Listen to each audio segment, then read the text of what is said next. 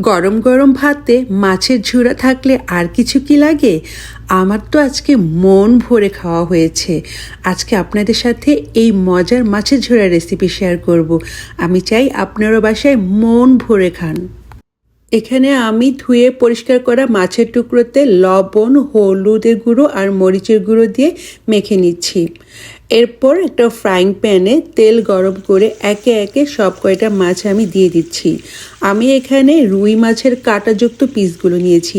এগুলো আসলে রান্না করে কাটা বেছে খাওয়াটাও কষ্ট, তাই ভাবলাম এই টুকরোগুলো দিয়ে মজার মাছের ঝোড়া বানিয়ে ফেলি।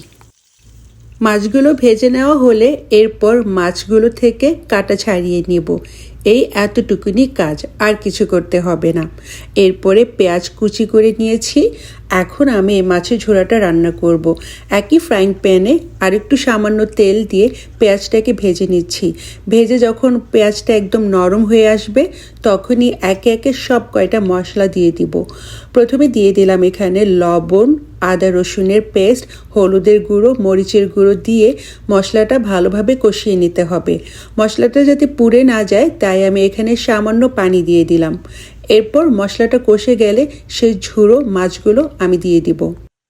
যেহেতু মাছও সেদ্ধ করা আছে, মশলাও কষে গেছে, এখন আর কিন্তু সেদ্ধ হওয়ার কোনো কিছু নেই। জাস্ট এখন এটাকে ভেজে একদম ভাজা ভাজা করে নিব, তাহলে দেখবেন খেতে কত মজার হয়। তো আমি ভালোভাবে নেড়ে চেড়ে ভেজে ভেজে নিচ্ছি। যখন প্রায় ভাজা হয়ে যাবে তখন এখানে দিয়ে দিব ভাজা জিরা গুঁড়া। এরপরে একটু নেড়ে চেড়ে মিশিয়ে নেব। এরপরে এখানে আমি ধনেপাতা কুচি আর কাঁচামরিচ দিব। আপনারা যদি ধনেপাতা কুচি খেতে পছন্দ না করেন তাহলে না দিলেও হবে। এরপরে একটু ভালোভাবে নেড়ে নিলাম। ব্যাস হয়ে গেল খুবই মজার মাছের ঝোড়া। আপনারা এটা বাসায় বানাতে পারেন। গরম গরম ভাতের সাথে এরকম মাছের ঝোড়া অসম্ভব মজার লাগে।